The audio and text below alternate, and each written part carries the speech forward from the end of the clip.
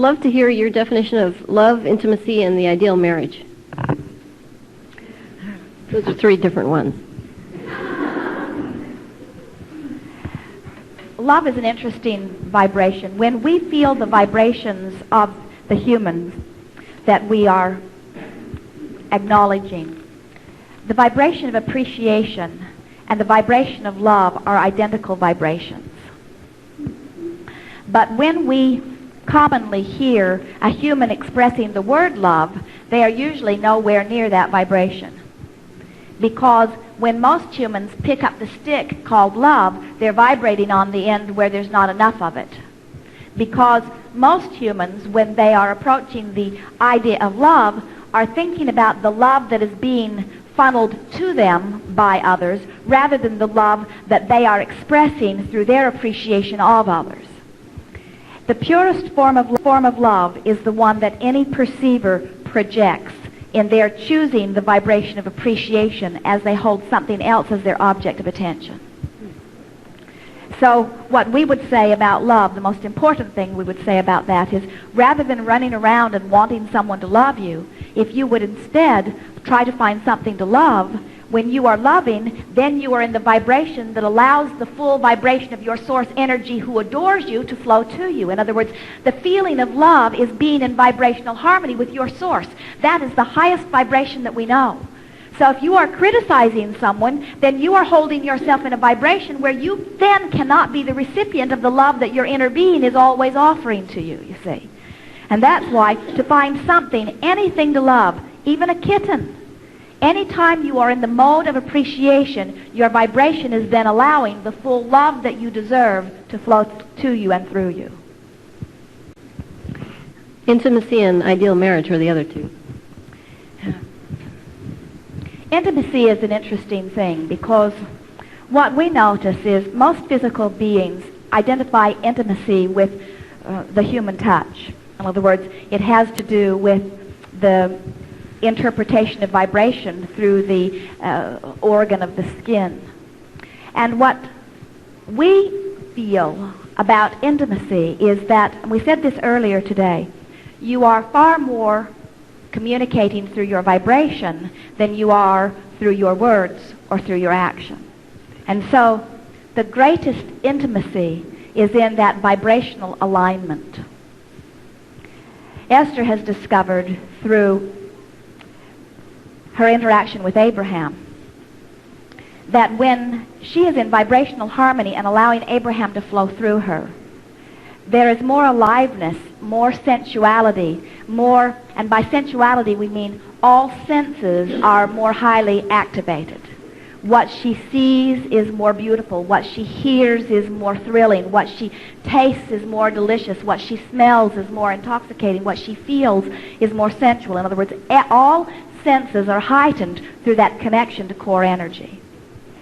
Someone said recently, Abraham never gets off the stage and shakes hands with anyone or embraces anyone or holds anyone or touches anyone. And Esther said, there is an intimacy beyond anything that I've ever felt that is taking place on an energy level. She said, it's sort of like having a hug from the inside out.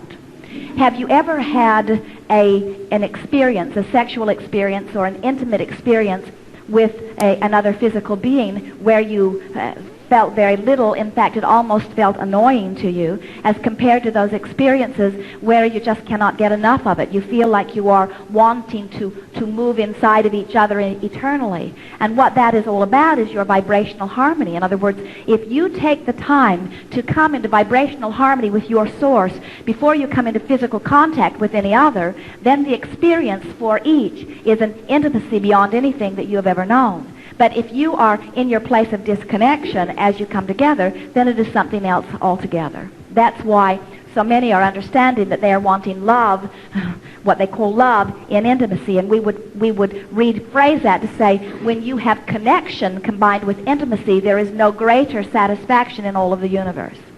Now, one of the things, are we getting anywhere close to what you're reaching for? This is all awesome, yeah. One of the things that we noticed, there is an author in your time that has written a book some time ago called Think and Grow Rich. And he was talking about vibration while he was not expressing it with the preciseness that Esther is here. And he had a chapter in his book called Sexual Transmutation. And it was the part that when Jerry taught the course, he always left out because it was always a little embarrassing to get into that place with other humans that he did not know. And we explained that the reason that he was writing about sexual transmutation is what his point was is that when you have a desire that is as compelling as this sensual sexual desire that is born within you, then you understand what true passion is. Another true desire flows like that, and there are a few topics in your physical environment where you understand that compulsion as powerfully as when it relates to your sexuality. Sexuality or sensuality, while in combination with connection to source energy, is divine, and anything else is far less. What more? Ideal marriage. Can you describe it? What would be an ideal From our marriage? perspective, an ideal marriage would be one where two beings have, before they came together, we'll qualify that in just a moment because that's going to leave most everybody out, but you ask for ideal, so we'll speak it. Where two people, before they came together, have individually come to understand the value of selfishness to the degree that they are willing to reach for the thought, word, or action that connects them first and foremost to core energy, so that each partner is giving the whole of themselves to the other. In other words, not just the physical disconnected part, but the part that is the extension of the source energy. So two people who come together who are fully connected, that then join together not on all topics, but on some topics where they are collectively co-creating. There is nothing more delicious than two beings coming together in their full expansive connection and joining together in ideas of creating together. It is the ultimate co-creative experience. Now, we said we'd qualify that a little bit. Any two people who come together, whether they were connected to source energy when they came together or not, still have the opportunity to get connected to source energy. And so, of course, if two are consciously, deliberately connecting and then having the relationship, that is the ideal experience. But if you can't convince your mate about what you know, it's not so serious because one who connects to source energy can find balance with anyone else. Ideal is two connected who know they're connected, who know how they're connected, who know why they're not connected, who know how to get back into connection to source energy anytime they want. The ideal marriage is one where each individual takes full responsibility for the way he or she feels. In other words, where they are no longer using the other's behavior as their excuse for not being connected.